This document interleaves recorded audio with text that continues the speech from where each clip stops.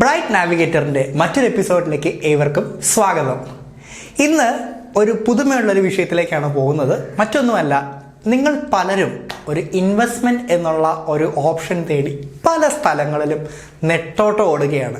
ഞങ്ങളുടെ സ്ഥലത്ത് തന്നെ പലരും പല ഇൻവെസ്റ്റ്മെൻറ്റ് ഓപ്ഷൻസൊക്കെ ഇങ്ങനെ തേടി പോകാറുണ്ട്. ചിലർ പറയും, അയ്യോ ഞങ്ങളുടെ പൈസ പോയി, അല്ലെങ്കിൽ അതൊന്നും കിട്ടണില്ല എന്നൊക്കെയുള്ള പരാതി ഞാൻ കേൾക്കാറുണ്ട്. എന്നാൽ പോസ്റ്റ് ഓഫീസിൽ നിന്നും ഇത്തരം ഒരു ഇൻവെസ്റ്റ്മെൻറ്റ് സ്കീം ലഭ്യമാണോ? അതെ, അതെങ്ങനെയാണെന്നാണ് നമുക്ക് ഇന്നത്തെ ഈ ഒരു വീഡിയോയിൽ നാം കാണാൻ പോകുന്നത്. ഒരിക്കൽ കൂടി സ്വാഗതം ഞങ്ങളുടെ യൂട്യൂബ് ചാനലായ ബ്രൈറ്റ് നാവിഗേറ്ററിലേക്ക്. ഈ വീഡിയോ നിങ്ങൾക്കായിട്ട് സമർപ്പിക്കുന്നത് സ്മാർട്ട് വെബിൻ കൊച്ചി. പോകാം വീഡിയോയിലേക്ക്. നമ്മൾ ഇന്ന് പറയാൻ പോകുന്നത് post office monthly income scheme അഥവാ PMIS എന്ന് പറയുന്ന ആ ഒരു സ്കീമിനെ പറ്റിയിട്ടാണ്.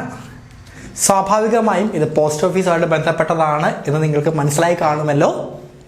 ഒരു നിശ്ചിത തുക നാം പോസ്റ്റ് ഓഫീസിൽ മാസം നിക്ഷേപിക്കുകയാണ്.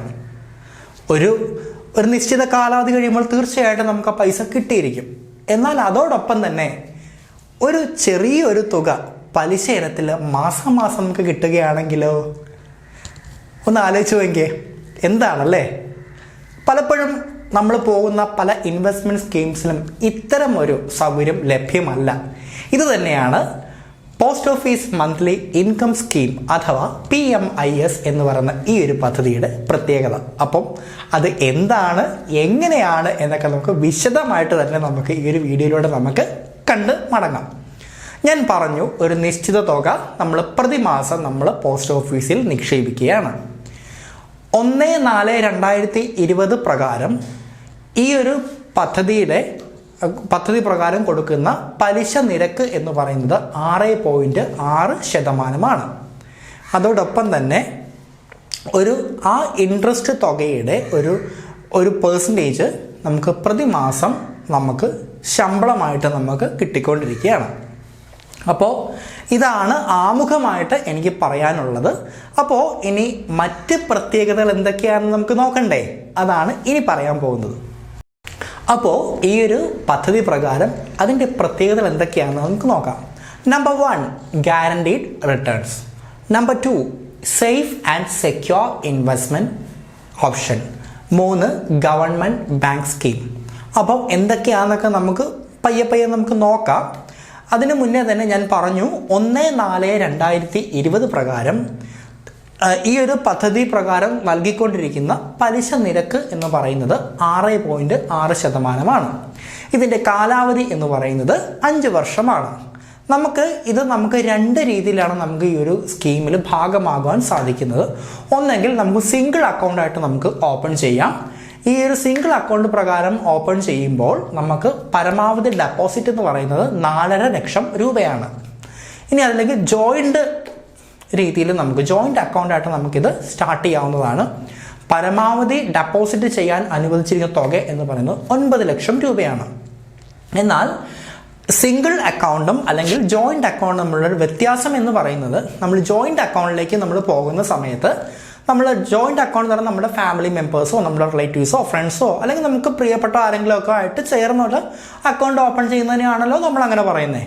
സ്വാഭാവികമായും അതിൽ എത്ര അംഗങ്ങൾ ചേർന്നാണോ ആ ഒരു അക്കൗണ്ട് ഓപ്പൺ ചെയ്യുന്നത് അതിൽ ഷെയർ എന്ന് പറഞ്ഞാൽ തുല്യമായിട്ട് നിങ്ങൾക്ക് മനസ്സിലായി കാണില്ല അല്ലേ?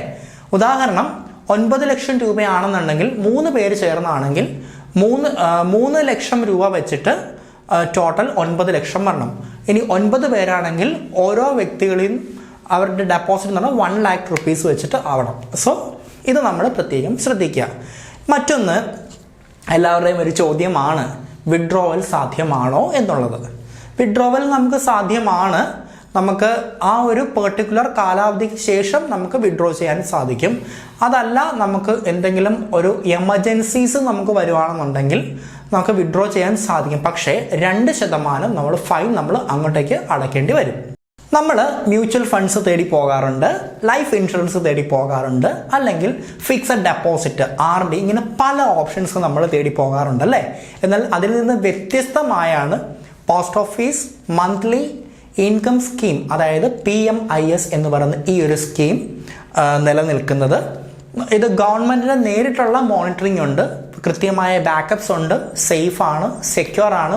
സോ അതുകൊണ്ട് തന്നെ നമുക്ക് ധൈര്യപൂർവ്വം നമുക്ക് ഇൻവെസ്റ്റ് ചെയ്യാൻ പറ്റുന്ന ഒരു ഓപ്ഷൻ തന്നെയാണ്. ഞാൻ പറഞ്ഞല്ലോ, കേന്ദ്ര സർക്കാരിൻ്റെ തന്നെ ഒരു പദ്ധതി ആയതുകൊണ്ട് തന്നെ നമുക്ക് ധൈര്യപൂർവ്വം നമുക്കിതിലേക്ക് ഇൻവെസ്റ്റ് ചെയ്യാനായിട്ട് സാധിക്കും. തീർച്ചയായിട്ടും അതിൻ്റെതായിട്ടുള്ള മാനദണ്ഡങ്ങളുണ്ടാവും, നിയമാവലികളുണ്ടാവും.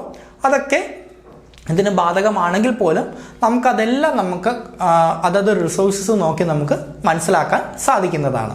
നമുക്ക് ഈ ഒരു പദ്ധതിയിൽ ഭാഗമാകാനായിട്ട് നമുക്ക് പോസ്റ്റ് ഓഫീസിൽ നേരിട്ട് നമുക്ക് പോയി ബന്ധപ്പെടാം. നമ്മുടെ പ്രാദേശിക ജില്ലയിൽ സ്ഥിതി ചെയ്യുന്ന നമുക്ക് ഏറ്റവും അടുത്തുള്ള പോസ്റ്റ് ഓഫീസിൽ ഭാഗമാകാൻ സാധിക്കുന്നതാണ്. അതോടൊപ്പം തന്നെ നമുക്ക് ഓൺലൈനായിട്ട് നമുക്ക് ചെയ്യാം കേട്ടോ. Post office monthly income scheme online application എന്ന് പറഞ്ഞ് നമുക്ക് ഗൂഗിളിൽ സെർച്ച് ചെയ്യുന്ന സമയത്ത് നമുക്ക് വരുന്ന ഫസ്റ്റ് സൈറ്റ്, അതിൽ കയറി നമുക്ക് അപ്ലൈ ചെയ്യാൻ സാധിക്കും. അതിൽ കാണിക്കുന്നുള്ളൂ അതിൻ്റെ എലിജിബിലിറ്റി എന്താണ്, എന്തൊക്കെ ഡോക്യുമെൻറ്റ്സ് വേണം, അതിൻ്റെ പ്രായപരിധി എന്തൊക്കെയാണ്. പിന്നെ ഞാൻ നേരത്തെ പറഞ്ഞ പോലെ തന്നെ ജോയിൻ്റ് അക്കൗണ്ടാണ് അതിൻ്റെ പ്രത്യേകത എന്താണ്, സിംഗിൾ ആണ് പ്രത്യേകത എന്താണ്, ഇതൊക്കെ ഞാൻ തൊട്ട് മുമ്പ് പറഞ്ഞ കാര്യങ്ങളൊക്കെ തന്നെ അവിടെ നമുക്ക് കാണാനായിട്ട് സാധിക്കും. അപ്പോൾ നിങ്ങൾ ഇന്ത്യൻ പോസ്റ്റിൻ്റെ ആ ഒരു വെബ്സൈറ്റ് നോക്കിക്കഴിഞ്ഞാൽ നിങ്ങൾക്ക് ഞാൻ ഈ പറയുന്നതിനെക്കാട്ടും കുറച്ചുകൂടെ വ്യക്തമായിട്ട് നിങ്ങൾക്കത് വായിച്ച് മനസ്സിലാക്കുവാനായിട്ട് സാധിക്കും. അപ്പോൾ ഇനി നാം പറയാൻ പോകുന്നത് ഇതിൻ്റെ കാൽക്കുലേഷനെ പറ്റിയിട്ടാണ്. അപ്പോൾ സ്വാഭാവികമായും നിങ്ങളുടെ മുമ്പിലുള്ള ചോദ്യമാണ്, ഞാൻ ഡെപ്പോസിറ്റ് ചെയ്യാൻ തയ്യാറാണ്, എനിക്ക് എത്ര ഇൻട്രസ്റ്റ് കിട്ടും, അല്ലെങ്കിൽ എനിക്ക് ഇത് ആ ഒരു പെർട്ടിക്കുലർ പീരീഡ് കഴിയുമ്പോൾ എനിക്ക് എത്രയാണ് കിട്ടുക, അത് നമുക്ക് നോക്കണ്ടേ.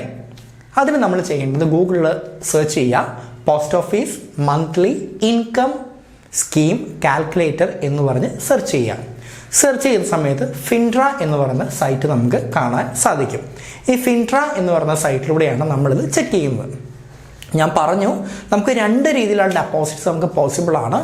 സിംഗിൾ അക്കൗണ്ട് ആണെങ്കിൽ പരമാവധി നമുക്ക് അനുവദിച്ചിരിക്കുന്ന തുക 4.5 ലക്ഷം രൂപയും ജോയിൻ്റ് അക്കൗണ്ട് ആണെങ്കിൽ 9 ലക്ഷം രൂപയുമാണെന്ന് ഞാൻ പറഞ്ഞു. അതോടൊപ്പം ഞാൻ പറഞ്ഞു, ജോയിൻ്റ് അക്കൗണ്ട് എടുക്കുന്ന സമയത്ത് എത്ര മെമ്പേഴ്സാണോ അതിലുള്ളത് അവർക്ക് തുല്യമായിട്ടുള്ള ഷെയർ അതിൽ ഉണ്ടാകണമെന്ന് പറഞ്ഞു. നിങ്ങളുടെ മനസ്സിൽ വെച്ചേക്കുക കേട്ടോ.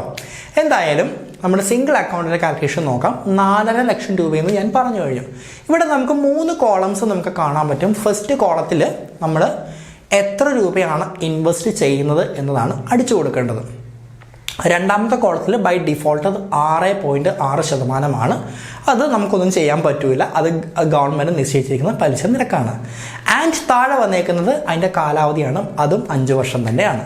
അപ്പോൾ ഈ 4.5 ലക്ഷം രൂപ നമ്മൾ അടിച്ചു കൊടുക്കുന്ന സമയത്ത് നമുക്ക് വരുന്ന ആ മന്ത്ലി ഇൻട്രസ്റ്റ് റേറ്റ് എന്ന് പറയുന്നത് 2475 രൂപയാണ്. ഈ പൈസയാണ് നമ്മുടെ അക്കൗണ്ടിലേക്ക് മാസം ഒരു ശമ്പളം എന്നുള്ള രീതിയിൽ നമുക്ക് വന്നത്. ആൻഡ് ആ ഒരു പെർട്ടിക്കുലർ പീരീഡ് കഴിയുമ്പോൾ നമുക്ക് കിട്ടുന്ന എമൗണ്ട് എന്ന് പറയുന്നത് 1,48,500 രൂപയാണ്. ഒന്ന് ആലോചിച്ച് നോക്കിയേ അല്ലേ. നമ്മൾ മാസം നമ്മളൊരു തുക അങ്ങ് ഇടുകയാണ്, ഒരു 5 വർഷത്തേക്ക് ഇടുകയാണ്, ഇത്രയൊക്കെ തുക കിട്ടുമോ?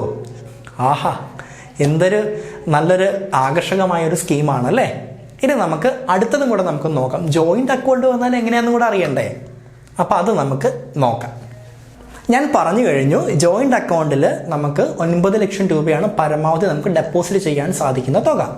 അതോടൊപ്പം തന്നെ ഇതിൽ എത്ര പേര് ചേർന്നാണോ ഈ ഒരു അക്കൗണ്ട് എടുത്തിരിക്കുന്നത് അവർക്ക് തുല്യമായിട്ടുള്ള ഷെയർ വേണമെന്ന് പറഞ്ഞു. ഇത് ഞാൻ വീണ്ടും ഇത് പറയണത് വെച്ചാൽ, നിങ്ങൾക്ക് ഇനി ജോയിൻ്റ് അക്കൗണ്ടാണ് നിങ്ങൾ എടുക്കാൻ താല്പര്യമെങ്കിൽ ഇത് നിങ്ങളുടെ മനസ്സിലൊന്നും പതിയാൻ വേണ്ടിയാണ്.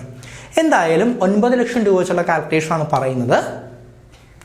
ഏകദേശം നമുക്ക് വരുന്ന ഈ കാൽക്കുലേഷൻ പ്രകാരം 4,950 രൂപ നമുക്ക് ഇത് പ്രകാരം നമുക്ക് മന്ത്ലി നമുക്ക് കിട്ടുന്നുണ്ട്. And at the same time നമുക്ക് ആഫ്റ്റർ 5 ഇയേഴ്സ് 2,97,000 നമുക്ക് കിട്ടുന്നുണ്ട്. ഏകദേശം 3 ലക്ഷം രൂപയ്ക്ക് അടുത്ത് നമുക്ക് കിട്ടുന്നുണ്ട് അല്ലേ. അപ്പം ഒന്ന് ആലോചിച്ച് നോക്കിയേ, വളരെ സേഫ് ആൻഡ് സെക്യൂർ ആയിട്ടുള്ള ഒരു investment scheme. And at the same time മാസം ഒരു നിശ്ചിത തുക പലിശ ഇനത്തിൽ നിന്ന് നമുക്ക് എന്ത് ചെയ്യുന്നൊരു ശമ്പളം പോലെ കിട്ടുന്നുണ്ട്. നമുക്കൊക്കെ പല EMIs ഒക്കെ ഉള്ളവരാണല്ലേ. അപ്പം 2,000 3,000 ഒക്കെ നമുക്ക് EMI അടയ്ക്കുമ്പോൾ നമുക്ക് എന്താ പറയുക, അതിനു വേണ്ടി പലപ്പോഴും നമ്മൾ നെട്ടോട്ടോടെ അയ്യോ എനിക്കൊരു 1,000 രൂപയുടെ കിട്ടിയിരുന്നത് എനിക്ക് EMI അടയ്ക്കായിരുന്നു, ഈ കിട്ടുന്ന പൈസ വെച്ച് നമുക്ക് അടച്ചു പോവാം. നമ്മൾ ആരുടെയും മുമ്പിൽ നമുക്ക് തല കുനിക്കേണ്ട കാര്യമില്ല. നമ്മുടെ മക്കൾ, നമ്മുടെ പ്രിയപ്പെട്ടവർ ചിലപ്പോൾ പഠിക്കുകയായിരിക്കാം, അല്ലെങ്കിൽ അവർക്കൊരു പോക്കറ്റ് മണി പോലെ നമുക്ക് ഇതിൽ നിന്ന് കൊടുക്കാൻ പറ്റും. അപ്പോൾ തീർച്ചയായിട്ടും നമുക്ക് ട്രൈ ചെയ്ത് നോക്കാവുന്ന, ട്രൈ ചെയ്ത് മാത്രമല്ല കേട്ടോ, അത് പലർക്കും അത് ഈ ഒരു പദ്ധതി പ്രകാരം വിജയിച്ച് അവർക്ക് നല്ല റിട്ടേൺസ് കിട്ടിയിട്ടുള്ളൊരു സ്കീം തന്നെയാണ്. അപ്പോൾ തീർച്ചയായിട്ടും ഈ വീഡിയോ നിങ്ങൾക്ക് ഉപകാരപ്രദമായി, ഇൻഫോർമേറ്റീവായി എന്ന് തോന്നുന്നുണ്ട് എങ്കിൽ മറ്റുള്ളവർക്ക് പങ്കുവയ്ക്കാൻ മറക്കരുത്. അതോടൊപ്പം ഈ ചാനലൊന്ന് സബ്സ്ക്രൈബ് ചെയ്യുക. സബ്സ്ക്രൈബ് ചെയ്യുന്ന സമയത്ത് തൊട്ടടുത്ത് കാണുന്ന ഒരു ബെൽ ഐക്കൺ കൂടെ അമർത്താനും മറക്കരുത്. ഞങ്ങൾ അപ്ലോഡ് ചെയ്യുന്ന ഓരോ വീഡിയോകളും യഥാസമയം നിങ്ങളുടെ വിരൽത്തുമ്പിലേക്ക് ഇമെയിൽ നോട്ടിഫിക്കേഷനായിട്ട് ലഭിക്കുന്നതാണ്. അപ്പോൾ കൂട്ടുകാരെ, നമുക്ക് ഇന്നത്തെ ഈ ഒരു വീഡിയോ നമുക്ക് വൈൻഡപ്പ് ചെയ്യാം. അടുത്ത ദിവസം മറ്റൊരു പുതുമയുള്ള പങ്ക്തിയുമായിട്ട് നമുക്ക് വീണ്ടും കണ്ടുമുട്ടാം. ഇത് ബ്രൈറ്റ് നാവിഗേറ്റർ നിങ്ങൾക്കായിട്ട് സമർപ്പിച്ചത് smart Vipin Kochi. Thank you.